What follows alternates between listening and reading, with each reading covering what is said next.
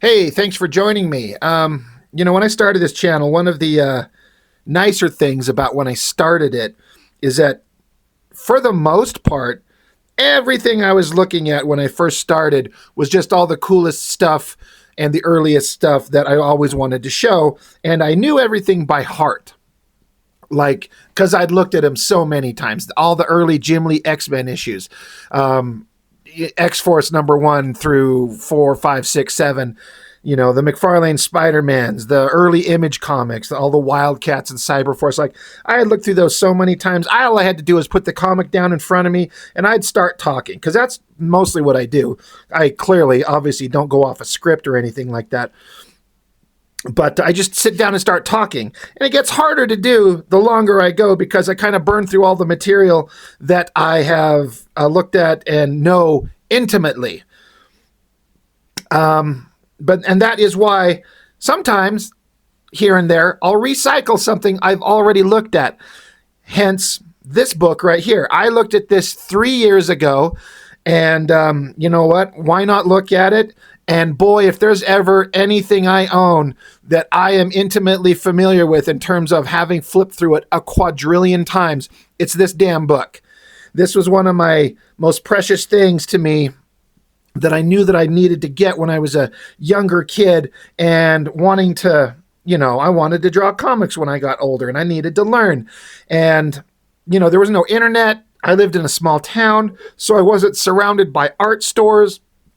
I didn't know how to use what, where, what are the tools, what are the supplies. I just didn't know anything. And this book was kind of like the closest thing that I was aware of to kind of give you some real world insight into how things are done.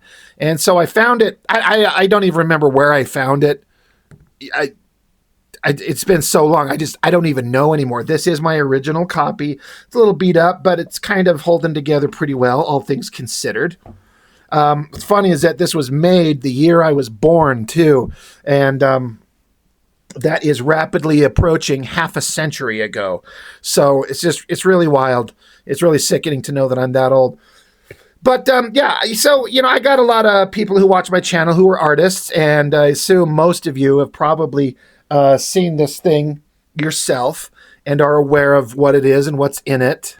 God, I'm trying to reset my stupid phone holder there.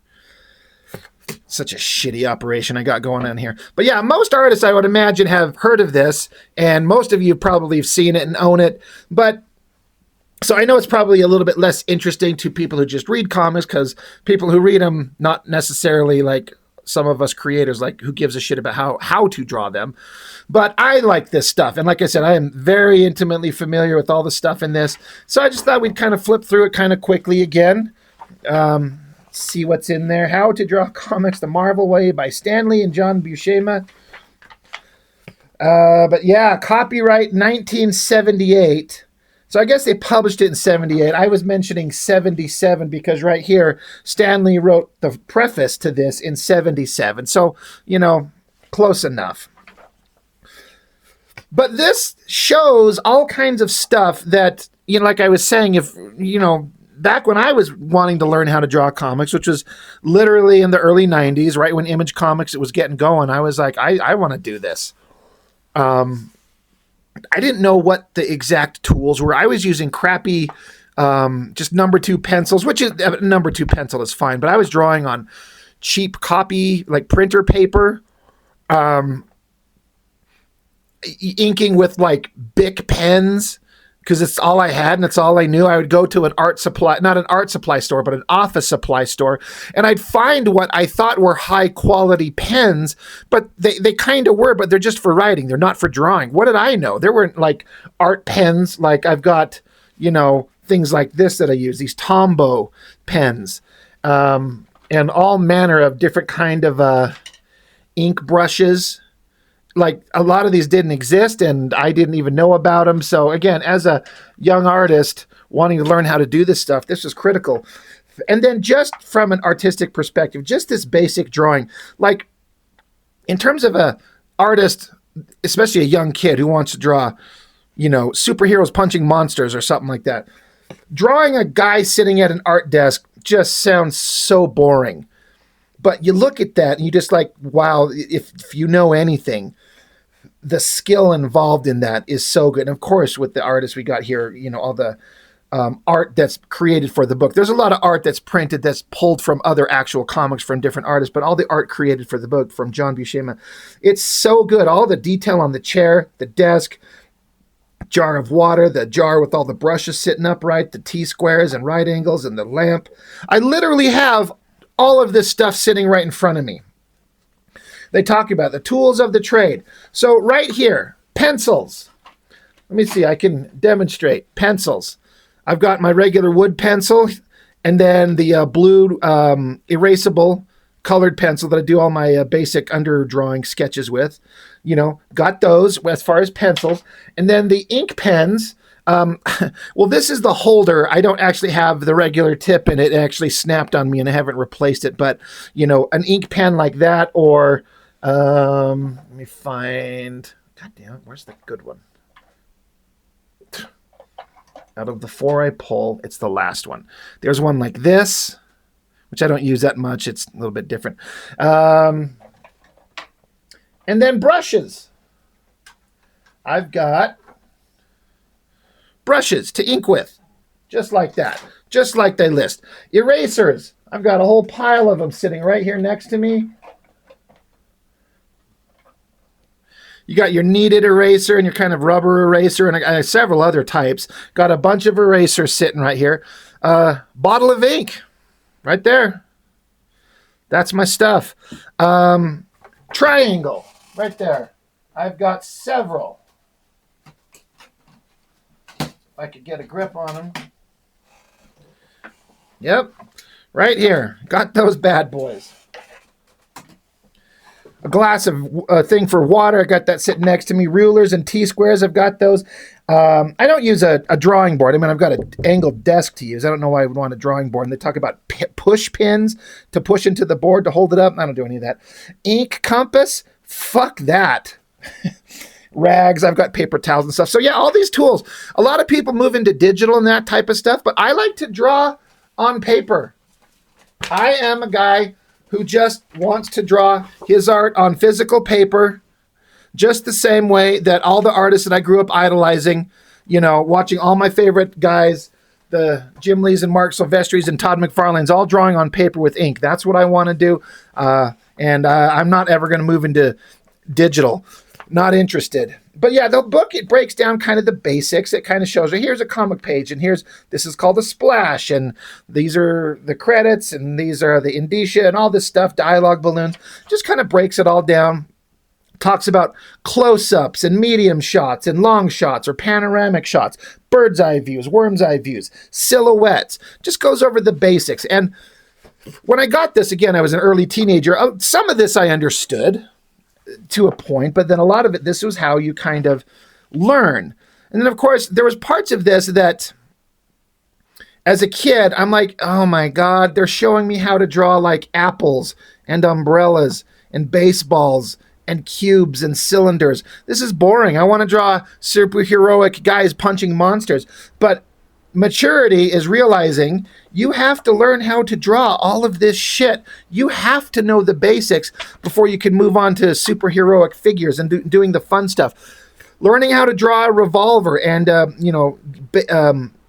breaking it down in just basic cylindrical and rectangular shapes.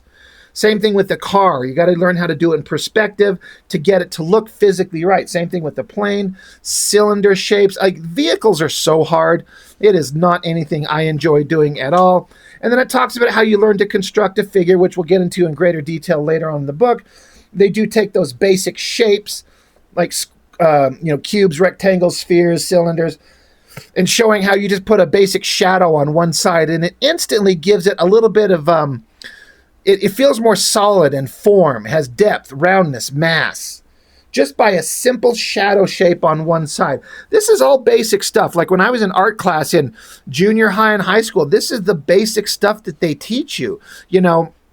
I got really bored when I had to be in art class in, again, junior high and high school, and they're having you draw bowls of fruit and like a cloth draped over a brick. Now, me now, as a grown-ass guy, I could make that fun because it's fun to sketch it out and find the shapes and forms. I could probably do it pretty quickly because it's just a quick sketch thing. But as a kid, I wanted to draw superhero punching monster. I didn't want to draw bowls of fruit and drapery, but that's how you fucking learn shape and form. They take panels from different comic books and show you kind of the composition of how each thing is, like, you know, here's the simple shape of the car in the foreground and the cars in the background. How each awesome vehicle is just a breakdown of different shapes.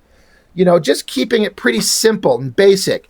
Getting into the power of perspective. Again, great, you know, insert page here with the basic perspective of this sci-fi alien city. It looks complicated, but if you kind of understand the basics of 1, 2, and 3-point perspective, you start breaking down how to put together these shapes. And then these shots of just basic city shapes, you know, with 1-point perspective. In fact, when I was in junior high, 7th grade, I think, my art teacher actually had these pages that she had taken and turned them into slides that you could project onto the screen. And it was all this exact stuff.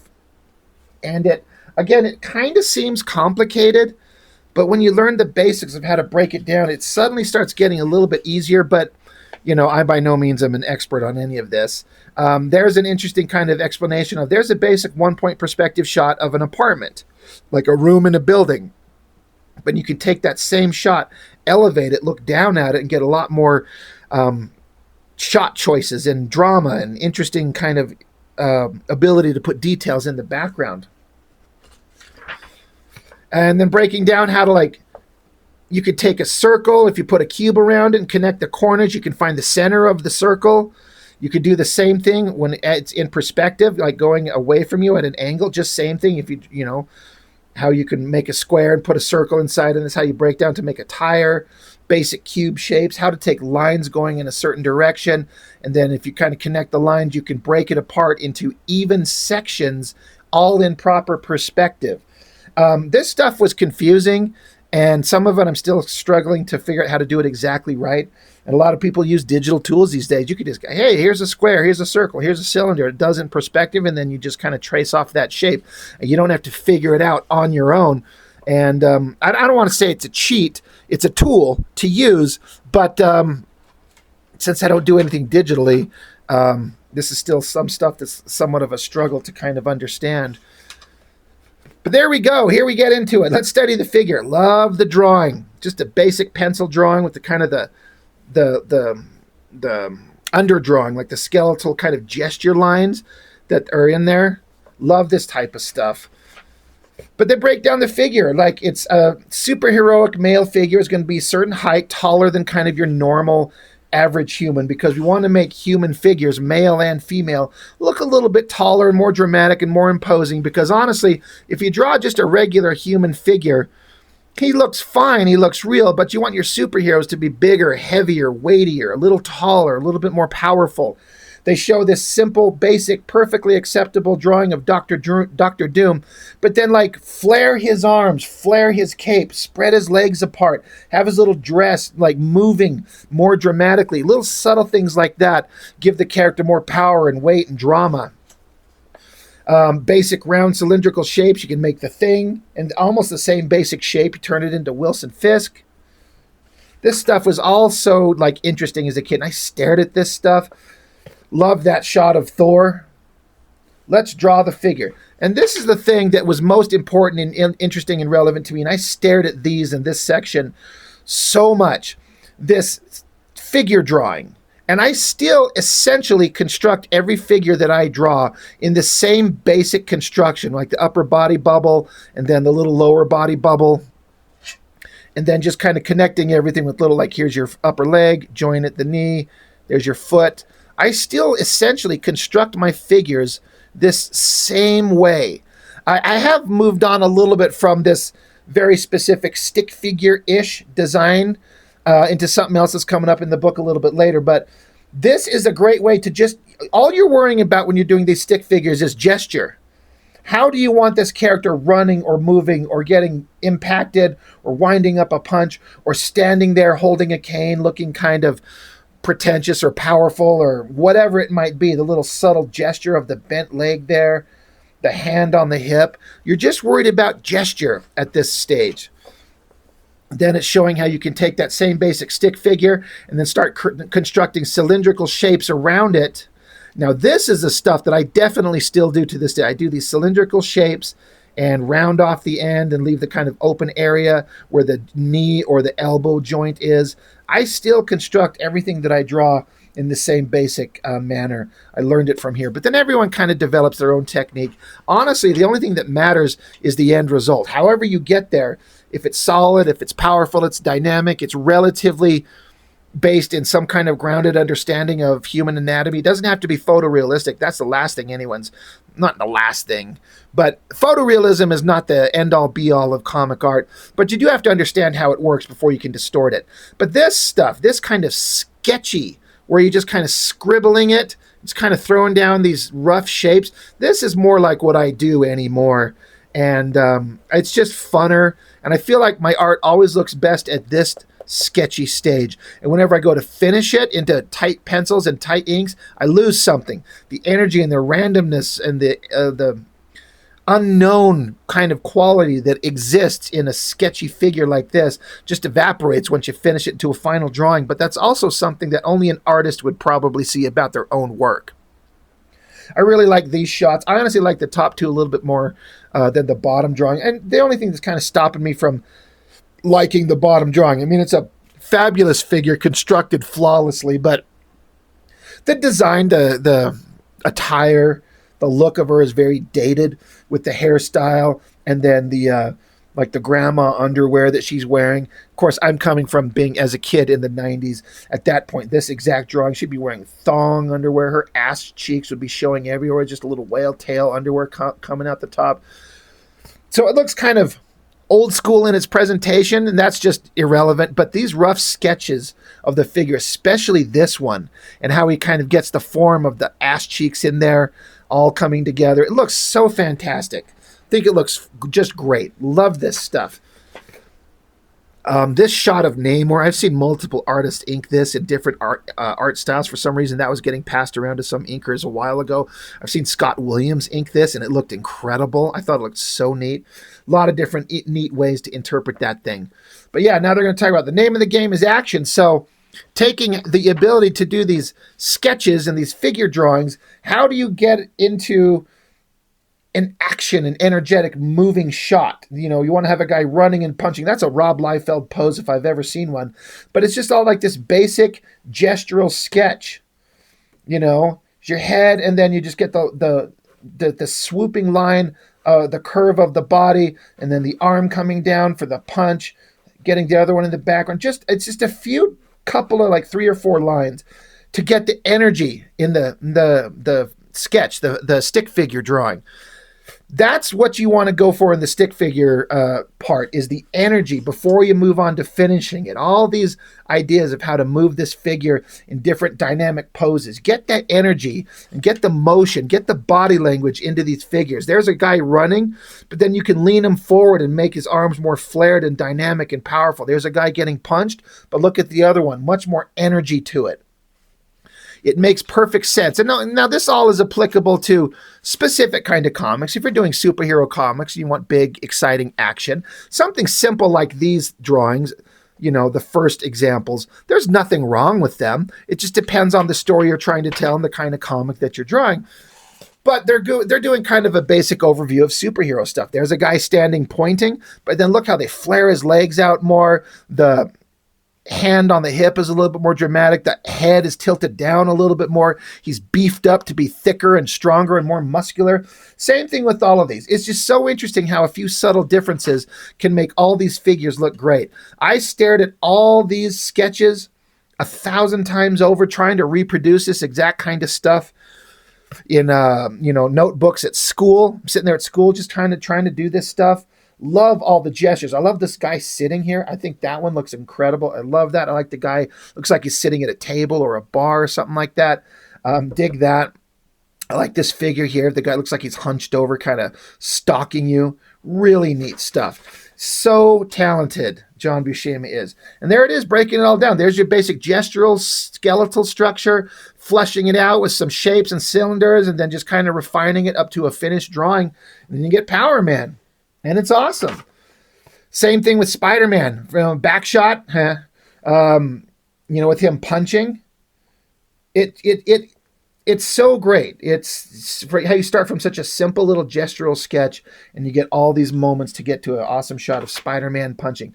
And then they take panels from various comics and various artists and just show the drawing that they did and then kind of reverse engineer it and show you, here's the underdrawing of what that probably looked like from the artist. So you can see how it starts at these basic, lines and bubble shapes for stick figures, gesture drawings.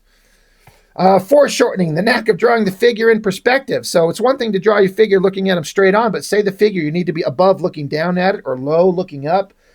How these cylindrical and cube shapes help construct that figure in a three-dimensional space. This is an important, that's a tricky angle to draw a human figure in. You have to learn how to construct a basic figure first before you start trying to, add the muscles and clothes and weapons. So again, all this stuff is really great. How to draw these figures in this perspective. A figure lying on the ground, the camera's like flat looking at it, so the body's going away in the distance. Difficult stuff. And I can't stress enough for any artist who's out there looking to kind of learn how to draw the human figure. It's one thing to practice over and over, just repeating kind of gestural sketches like they're showing here. But if you want to learn to draw the human body, by God, draw it from life. Just go get on the online or something, or if you're a guy and you're lucky enough you got a hot girl who will pose for you, draw from life. Just someone sitting in a chair, someone dunk on a basketball, someone riding on a motorcycle. Draw the human figure from life, and your skill set will increase exponentially with every one that you do. At a certain point, I think you'll feel a jump in your skill level with every life drawing that you do. And then you apply those lessons from life into these lessons, and then you start putting them together and you start kind of developing a style where you start feeling happy with what you produce. That headshot is so great. That looks almost impossible to ink. Like, I don't think this was penciled to ever be considered to be inked, but boy, you got to have an inker with a lot of confidence in what he's doing to dare to ink that thing and just to see what they could come up with. But I bet it could look awesome for someone who knows what they're doing.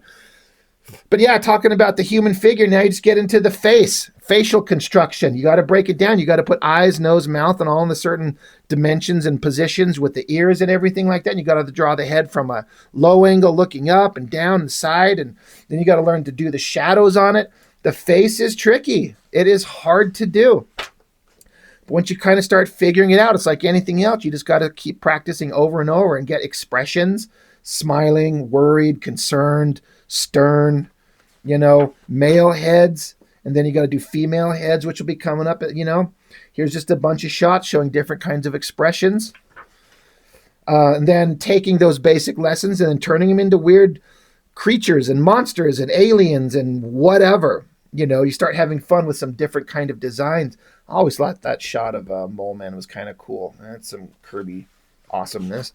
The female face, the profile, that's always been the one that's hardest for me to do.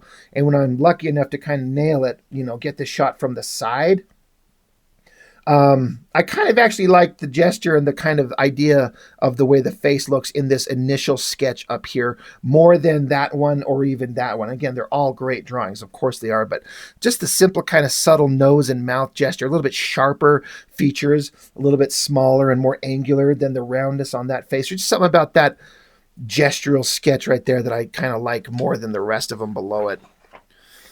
But yeah, same thing. Start with an oval. You got to know where to position the eyes in the center of the head, vertical and horizontal, and then how to space them apart and where does the mouth fit in relation to all of this. You just got to start just working out the details.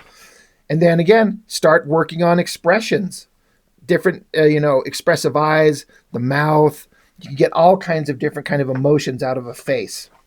Practice, practice, practice. And then it talks about how to age someone up, making them older, make them look a little more sultry, make them a little fatter. Breakdown of kind of the do's and don'ts for how to do an eye.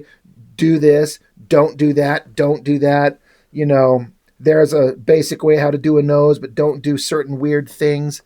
Same thing with mouths, lips, I always love these face shots of these girls. I always like that top one right there. I mean, they all look fantastic. I like that one there. That one looks so great. And then all these great panels pulled from different comics. And then composition. That's a trickier subject about how to compose a page so everything's kind of like leading your eye through it. It's not confusing or cluttered or just you can't decipher what you're looking at. It's a whole kind of lesson to learn that I couldn't even begin to like break down into its most basic lessons here. I'm not one to teach that, but clarity of storytelling and following a page and following a story and have your eye follow through the art without any kind of moments of you get stuck and you stop and you're like, I don't know what's going on. I don't know what is going on in the story. If you watch my channel, I've run into several comics where I'm like, I'm absolutely lost on what's going on. Doesn't make any sense. And that's the worst thing. You can have like mediocre drawing skills, but if you've got extremely clear storytelling skills, you're already ahead of the curve because people can follow what's going on. I understand there's some people who are perfectly fine with like a comic that's basically full of nothing but pinups and